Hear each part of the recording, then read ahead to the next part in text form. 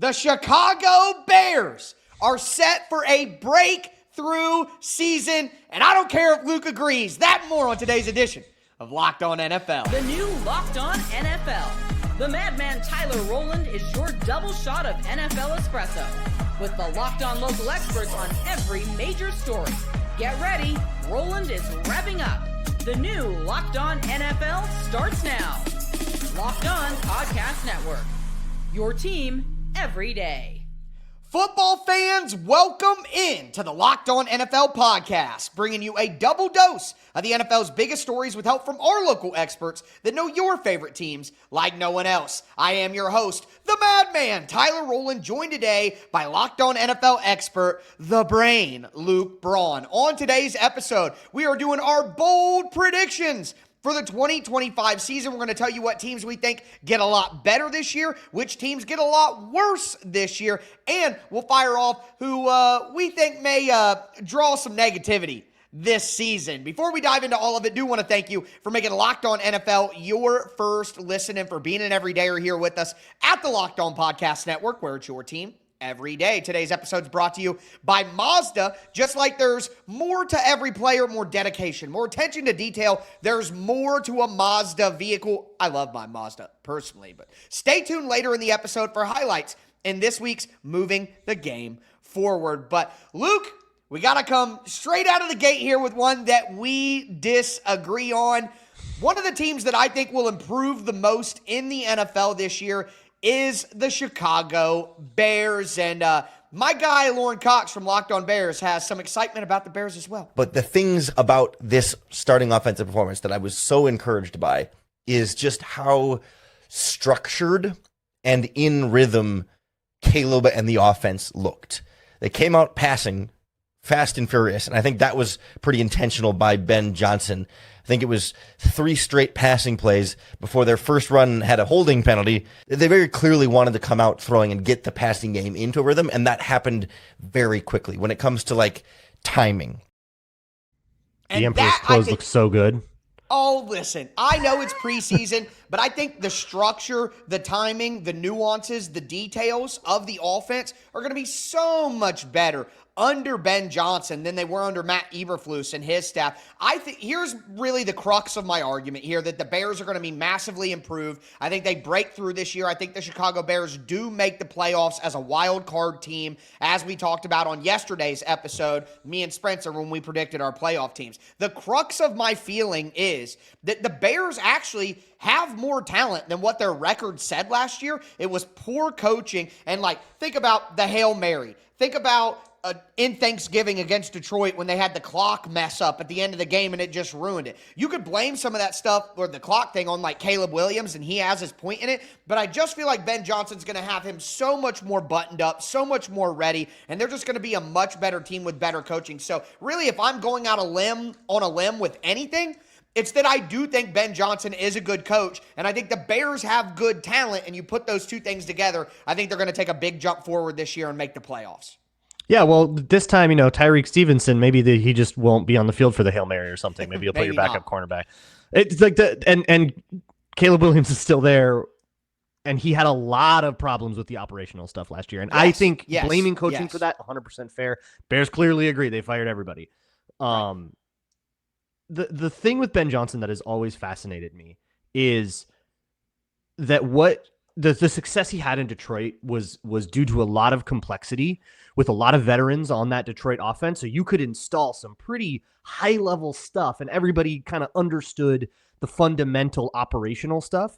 And I think there's been tension in Chicago because Ben Johnson's come in, tried to do that, and there's been pre-snap issues. There's been operational stuff. They've screwed up stuff in the huddle. They've screwed up. I think that's a good thing for the record. The friction, the tension, I think that's a good thing because long-term, a good coach needs to shake them out of the crap, habits. 15 years of quitting by the end of the year, right? Right. Of cutting the brakes week 15 or cutting the engine week 15, maybe both. Right. Maybe both. So I think that's great. And Ben Johnson kind of getting these guys in, but we cannot expect this to happen right away. And the Bears are so good at getting crowned for doing nothing. They're so good at getting crowned before they have played any football. People want them to be good. People want Chicago, them so good. big market. Congratulations on your third consecutive offseason Lombardi. But here's what I'm going to do. Bears fans, you're going to hate this more than you've hated most of the things I've said about you. I'm going to compare them to the Packers. Because the Packers had a big problem on their defense in their pass rush, and they brought back all the same players, essentially hoping for most of the offseason that coaching would just sort of magically be better and that the group would be fixed because we changed the coach and it's better. Then they decided that wasn't good enough, and they went out and they did something aggressive, and now they don't have to hope that the coaches are better. They got a much better player on that pass rush. They got Micah Parsons, and now that's the thesis. The Bears have not done that. The Bears have run back quite a bit. Now, they fixed the offensive line. That is huge for them. Yes. But I don't know if I super believe in this pass-catching core. I don't think Colston Loveland is tight end one. I think it's still Cole Kmet. It's still Rome Odunze. It's still DJ Moore for whatever you get out of him. What's the tension going to be like with him, with more of a hard-headed guy at coach? At head coach, what's that going to be like? I think there's a lot of questions about that. And I don't know what it is about Chicago that people get so excited about, like the fantasy value of like wide receiver 19 with them. The same thing happened when they got Chase Claypool, and everyone was super excited. And it's like, he's like the 18th best dude in the league. Like, come on. Like there's a chance that we look at the Bears by the end of the season and we cannot come up with who is top 3 in the NFC North at their position in that skill group. It's not DeAndre Swift. Is it going to be DJ Moore? Is Matthew Golden going to blow up and then take that third spot? Like, I don't see with that Bears offense who is striking a bunch of fear into me, except for the magical potential of Caleb Williams that is going to do all the same things that only work in college that definitely are going to work this time in the NFL because he has a magical coach. I see a lot of sprinkling fairy dust on stuff that didn't work and kind of hoping it does. Maybe long-term Ben Johnson will find a way to make Caleb Williams an NFL quarterback. But so far, we've seen 1 year, it was bad, and I am being asked to essentially buy into it again. I don't think because it was a different person's at the wheels of a broken I don't think it was as bad as you said. He threw for 3,500 yards, 6 interceptions. He was in a terrible situation with terrible coaching, and I thought he still performed pretty well. And he's still running out of clean pockets all the time. That Chiefs game was alarming. I have always been a Rome Odunze fan. I loved Odunze coming out of college. I still love Rome Odunze. I think DJ Moore is one of the most underrated wide receivers and a great yak threat. I like Cole Kmet. I mean, I love that they got Colston Loveland, but I like Cole Kmet. And when you get a guy like Luther Burden, who's a top 15 talent in the second round, I just trust that Ben Johnson is going to make something more of that than what they had last year. And I think even a mediocre version of the Bears is still good enough to win a wild card, even if they don't hit their absolute peak in year one. I just think that roster has a ton of talent. So I just totally see the talent on the roster different regardless of Caleb Williams. I think we're definitely different on the talent on the roster. Yeah. Like DJ Moore is wide receiver what in this league? I would say he's top 30. He's a top 30 Top wide 30? receiver. Oh, good. Yeah. I mean, like that doesn't sound great, but I mean, when you add in Rome Odunze, who I think could also be a top 30 wide receiver, now you're cooking with gas. That's like a decent group. But I feel like we're like, oh, look at all this talent they have around him. Look at all these decent players. We're getting so excited about that's fine. I mean, like I would take DJ Moore over any other receiver in the NFC North over Justin Jefferson or Amon-Ra St. Brown. Like DJ Moore's the third best guy. No, absolutely not. You are not high enough on Jordan Addison. And you might not be high enough on Matthew Golden if you listen to Peter. I'm not high on the Vikings at all. I know you are not. We will get to that. But you have another team that you like. I want to make sure that you get your team in there too. Okay, yeah. It's a much shorter point. It's the 49ers because as much as I don't think the 49ers are the contender that we've come to expect Kyle Shanahan teams to be. And I see them maybe hunting for a wild card this year, but I kind of still see that as the Rams division until it isn't. But I don't think they're going 6-11 again. That's all it is. I think that there's just a regression point, and even though I think that the long-term future of the 49ers is a little bit terminally mid, because of the talent just is getting a little older. It's going to be that much harder to stay healthy. It's been hard for them to stay healthy, and I just don't see Brock Purdy as the kind of guy that can take randos to the promised I land. agree. He can drive the car he's given, but tractors and trucks, right? Or tractors and trailers. But 6-11 was a pretty extremely unlucky result for them. So I just kind of see them bouncing back a little bit and maybe getting back into the hunt for the wild card, which would be a pretty big improvement over last year. Does it meet the expectations we have set out for the 49ers? I'm not sure, because I think the expectation is that the 49ers clear this by a lot. But I think you just kind of, by the law of averages, are going to be able to pull a few more out. I think they'll be better, but Luke, I do not have the 49ers making the playoffs. Do you? Borderline. I'd have to play out the whole NFC, but I could not. I probably would see them close to a 7 seed kind of move. It's tough. If you think they're going to be in the wild card, we're talking about the Commanders, one of the NFC North teams, your Vikings, maybe two. The Falcons. It gets, and if the Cardinals are a little bit better, it's tough in the NFC to make it. They're in that 9-ish, 8-ish win tier to me. That is maybe you're in the hunt, and you're maybe it's week 18, and if you win, you can get help, you can get in, that kind of thing. I just always wonder, if San Francisco doesn't go to the playoffs again, somebody's going to have to pay for it. Who's it going to be? That's where the interesting question comes to me. But we'll see how things play out with San Francisco. I agree they shouldn't be as bad as 6-11 this year. But a team that I think might go 6-11 that Luke definitely disagrees with is the Minnesota Vikings. Let's talk about teams we think will take a step back. Do want to let you guys know that today's episode is brought to you by Mazda. This is Mazda's Moving the Game Forward. Again, brought to you by people who believe it's not just about playing the game, it's about redefining it, folks. It's bigger than that. Now, because these moments do more than win, they push what's possible. They remind us to go that extra yard, shift into that extra gear, and keep the game moving forward.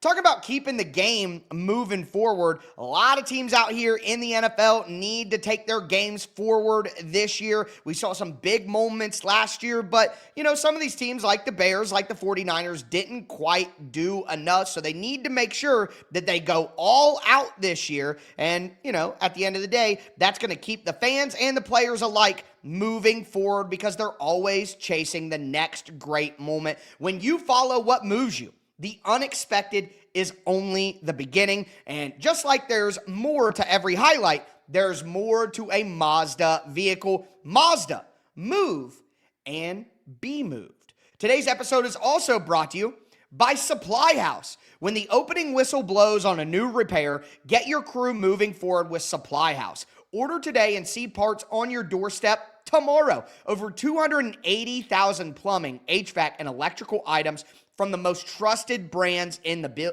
business. Their real-time inventory and honest lead times keep you from punting projects, while their industry-leading customer service always has your blind side covered.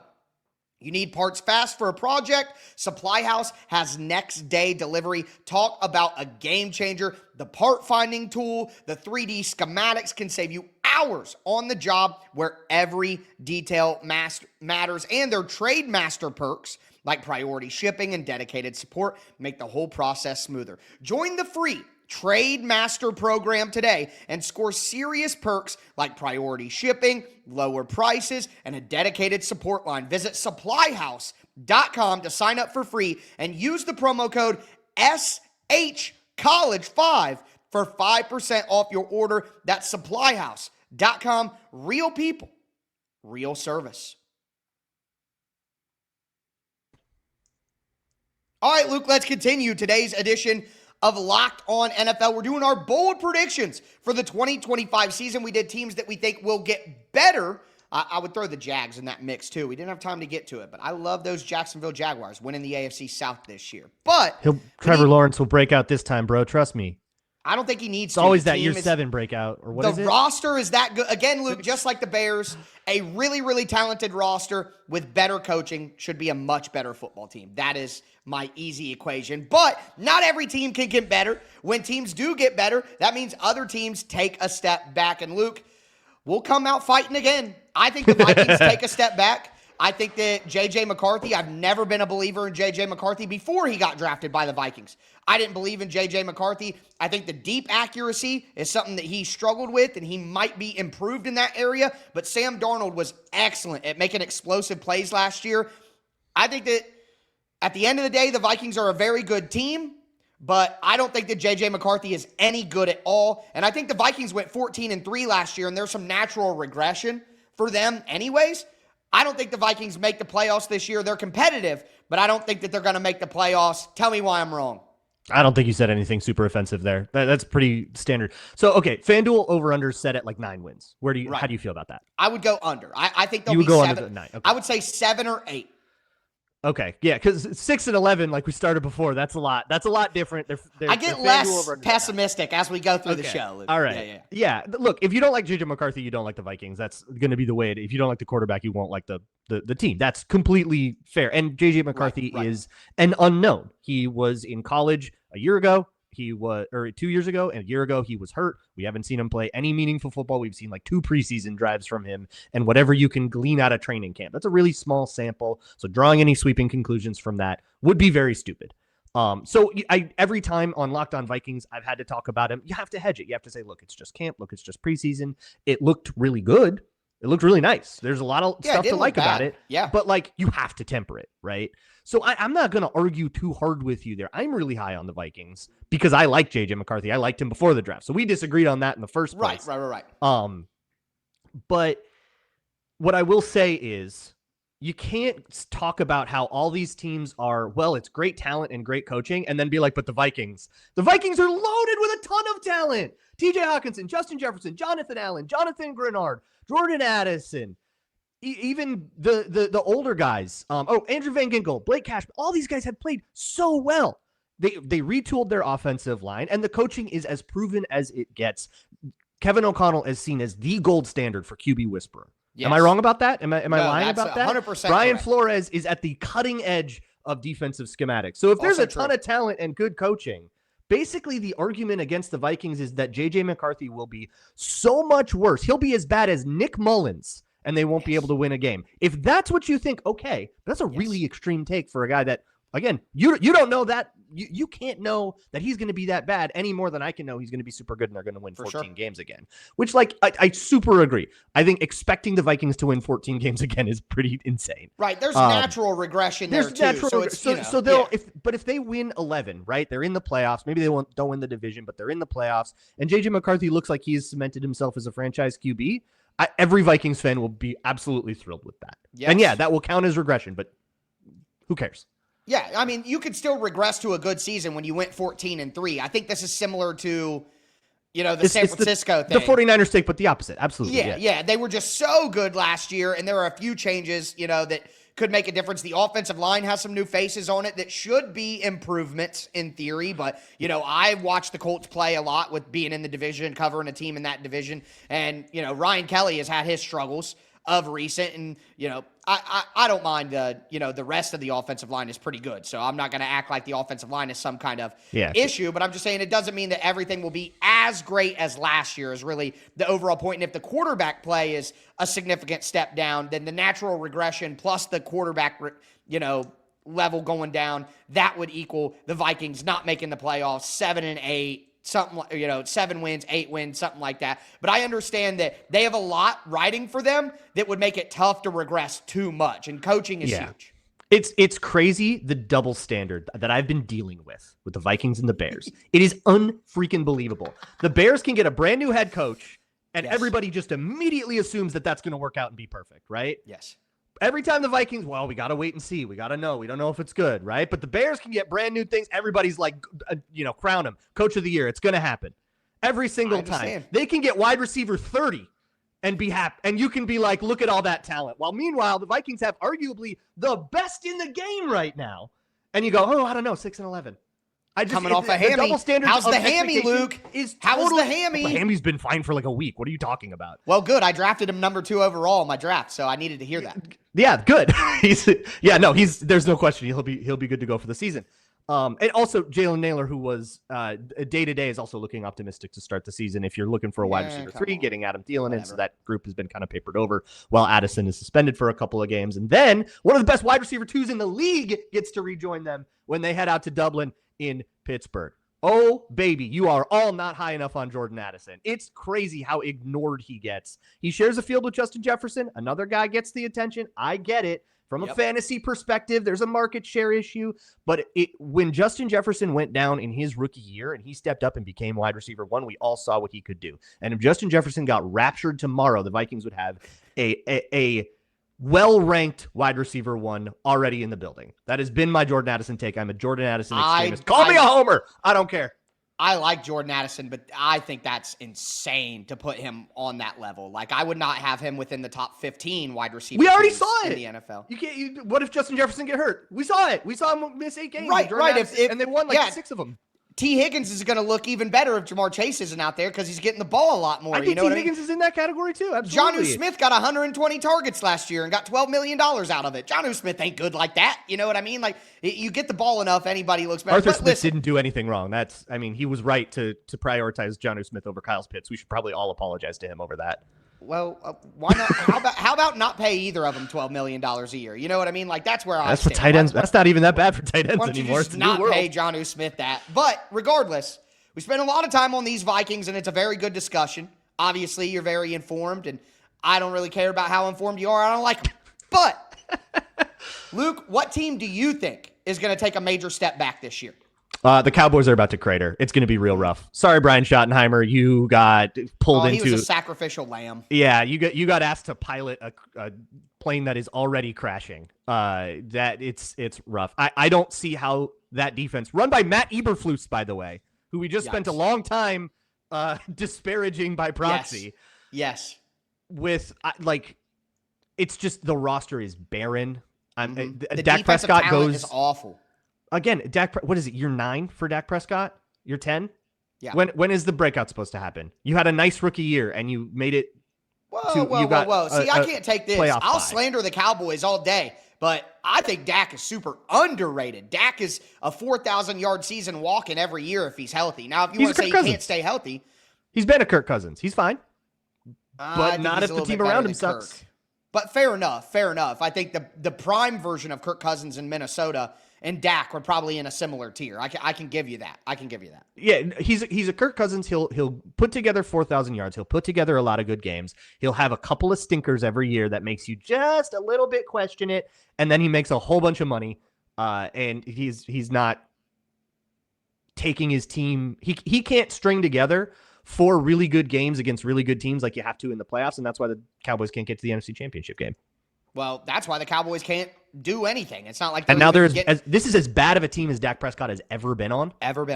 Yeah, he's not good enough to elevate that team. I'm with you there. I have major concerns about the Cowboys. They had such a high floor on defense because they had Micah, and now that he's gone, I agree with you. They're going to completely crater out. But speaking of Micah Parsons, the team that he went to is the Green Bay Packers, and Luke might have a little bit of a hot take up his sleeve on what Packers fans might be doing to their starting quarterback this year. Today's episode is brought to you by Yahoo Fantasy. The NFL season is here, folks. You can feel the buzz, and fantasy football season is here as well.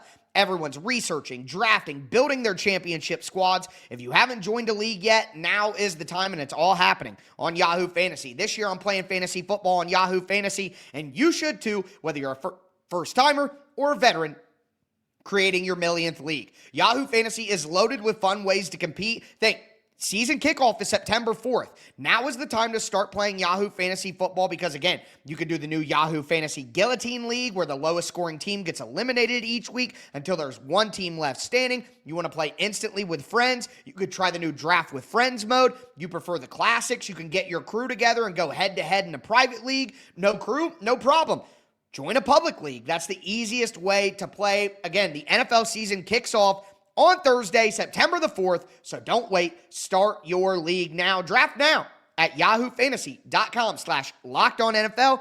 That's yahoofantasy.com/LockedOnNFL. Today's episode is also brought to you by FanDuel Sportsbook. Again, folks, The NFL season is here, and FanDuel is making sure that you're ready for kickoff with a can't-miss offer. Right now, new customers can bet just $5. And if your bet wins, you'll get $300 in bonus bets to use across the app. Again, new customers can bet just $5. And if your bet wins, you'll get $300 in bonus bets. I love FanDuel. Number one, visually speaking, the app is absolutely gorgeous. So easy to see everything, so easy to navigate and use.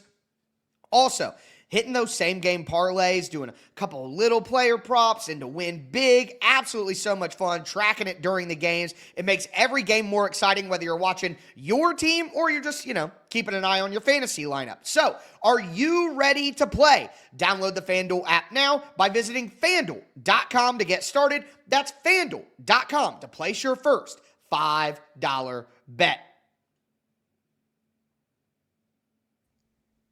All right, Luke, let's cap off today's edition of Locked On NFL, doing some bold predictions for the season. We talk about some teams we think will get better. We talked about some teams that will get worse. Me and Luke almost came to blows with our disagreements. Tensions are high, folks. All jokes aside, though, we're going to take aim at some other teams here that maybe we do agree about. Before we dive in, I do want to thank you again for making Locked On NFL your first listen. But, Luke, we talked about Micah Parsons and the Green Bay Packers, and I have the Green Bay Packers winning the division this year. I think the Packers are going to go to the Super Bowl this year, but you think that things might go a little differently and could result in a certain player in Green Bay getting some hate.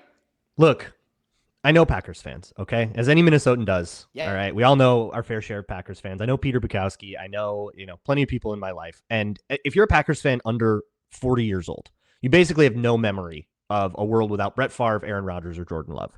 You've been trained to expect greatness out of your quarterback, and compliment to the Packers. Good for them for having that legacy and for bringing you that expectation. Absolutely. Yeah. Which is why last year, Jordan Love was supposed to basically become a top 5 quarterback. It's the Packers. They are going to do it again. All they do is they have a Hall of Famer for 20 years, and then they change to a new one. And it didn't happen. He wasn't consistent. He wasn't consistent his rookie year. He wasn't consistent, or his first year. He wasn't consistent his second year. It is year 6 for him. Which people act like he's still on his rookie deal. He gets that bump. And that's the other thing. Every fan base, doesn't matter who you are, is going to immediately have a hair trigger to turn on a quarterback the second they're making $1 gajillion.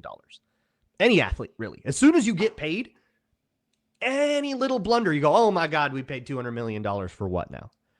And so if Jordan Love doesn't suddenly become a much more consistent quarterback than he was in his first 2 years playing, and I would imagine the other 3 years where the Packers were basically begging Aaron Rodgers to stay because Jordan Love wasn't ready, if he does not magically in this season become a different guy than he's been his whole career, he is not going to live up to that contract in the eyes of a fan base that has been trained to see MVP and Hall of Fame seasons.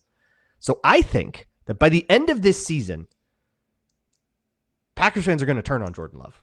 I think he is suddenly not going to be propped up as let's build a statue outside of Lambeau Field like Favre and Rodgers. And rightfully so with Favre and Rodgers, both Hall of Famers, first ballot, with a bullet.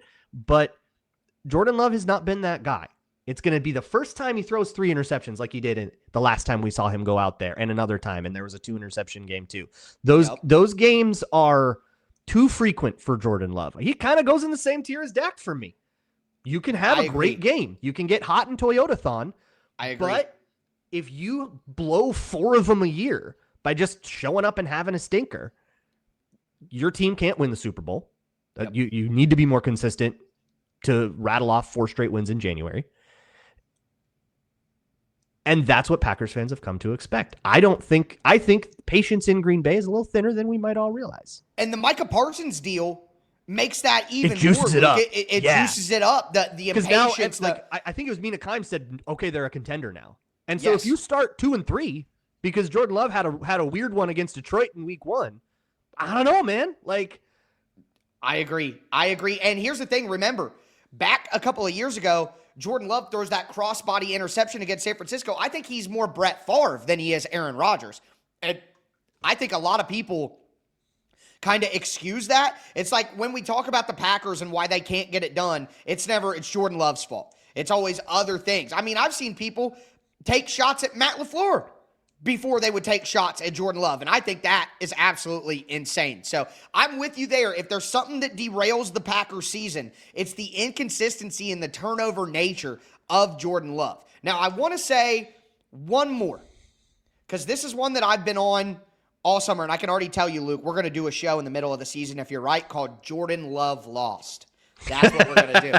I'm already thinking of thumbnails in my head here, but Jordan Love's Island that they banished him to. Yeah. There we go. I like that too. We could do it all. Fantasy names for you all day long. All day. But let me say this. Switching the gears to the AFC, the Dolphins are done. The Dolphins are done. Their culture is ruined. They're cratered. The team isn't as good. They will never recapture the magic that they had before. And my guy Kyle Krafts from Locked On Dolphins, he's admitting that the GM and the coach are on the hot seat. There is where the Miami Dolphins are at as a team that comes in with pressure on the general manager, pressure on the head coach. It's year 4. This team went to the playoffs twice in the first 2 seasons under Mike McDaniel and Chris Greer. Of course, Chris Greer preceded Mike McDaniel with the Brian Flores era, and a reset that goes back to 2019 was kind of that year that, John, you're talking about with the Jets. That was kind of that year in 2019 for Miami, and it strung together winning seasons, but this long-standing playoff drought has kind of seeped into what everybody's looking for from the Dolphins this year. And they are a team that has notable talent between Tyreek Hill as a potential bounce-back candidate and Jalen Waddle is a group that went for over 3,000 combined receiving yards in 2022 when McDaniel first got here. But some of the bets that this team placed last year really faltered. I think the whole thing falters this year. I think Mike McDaniel, he's already on the hot seat. They're already looking at him. The culture is a big problem. The quarterback and the wide receiver are fighting. You know, Tyreek Hill is posting Antonio Brown memes and photoshopping his face on it and stuff. Everything in Miami is terrible. I don't think the team is good enough. They know they can't beat Buffalo. I think Mike McDaniel gets fired first of any coach in the NFL. I love this. I'm not going to disagree with you at all. I think Finally, things have worn thin. Yes, We I got to found take common off. ground. Yeah, things have worn thin in Miami. And yes. My question has always been, what am I expected to think is different about Tua Tagovailoa in this deep in his career? They've got a young D-line that's kind of fun, and I've gone on this show before, and I've said once this build of Miami craters out and everyone gets fired and everyone gets, the roster gets torn asunder, what will remain is that D-line, and that will be the core that they make their next build around. And I think Kenneth that's Grant, exciting. Zach Seiler. Yeah, Chop Robinson, Jalen Phillips. Chop. Yep. Like that whole group, I love it. It's like a million of like my draft crushes, so I love it. But the Mike McDaniel, let's be really fast and do, rail motion, motion rail verticals. People have realized what they can do about that. And the teams in their division have figured out what they can do about that. And the reason that they struggle later in the season so often, I think that, don't want to play in the cold thing is a little overblown. I don't know if it's 100% untrue, but I think it's a little simplistic. I think it's that they haven't found a way to come up with that offensive counterpunch. Maybe they'll run the ball a little better this year. Because they have no physicality. That's the thing. They can't go to a physical run game, and when it's cold out and you can't get the ball to all your playmakers as easily, they don't have another counter. They're 7-on-7 team, and 7-on-7 teams don't win in the NFL. And that's why the Miami Dolphins, what is Mike McDaniel coasting on right now? The first half of 2022? Yes. The first half correct. of one season? You know what that sounds like? And then hasn't done anything since except for a couple of wild card round appearances. You know who that reminds me of? You know who had the same exact career trajectory? I'm just realizing this. Cliff Kingsbury and the Cardinals. Yes. This is the same dude. Yep. Offensive mastermind schemer who does great until somebody figures out how to figure out his one little trick and realize that if you don't have to respect the run and all you have to respect is speed, you can play 7-on-7 and win. And that's not going to do it. Not in the AFC, not against all the big superpowers of the Bills and the Chiefs and the Ravens, the Bengals. It's just not enough. But I feel like this is the third time in this show I've been asked to consider the breakout seventh year. Like, at what point do we just realize that these guys are who they are? They are who they are. They are who we thought they were. I hear you on that. And maybe you could add Speaking that of former context Cardinals coaches. Yeah, you could add that too. We know who Kevin O'Connell is. So maybe that should give more, encouragement towards J.J. McCarthy too. Because I'm willing to believe that a quarterback that we've only seen 1 or maybe 0 years of is still an unknown and can improve, right? And Caleb Williams looks like a better version of himself for sure. Yeah. But I'm not really willing to believe that in like year 7. I'm sorry. Yeah. No, there's a reason that teams like guys younger, because the majority of the development that can truly happen in your career is early in your career. It's, as they say, it's hard to teach an old dog new tricks. But with that being said, that is going to do it for today's bold prediction episode of Locked On NFL. I am your host, the Madman Tyler Rowland, for my co-host, the Brain Luke Braun. As we tell you every single episode, thanks for tuning in and stay safe out there.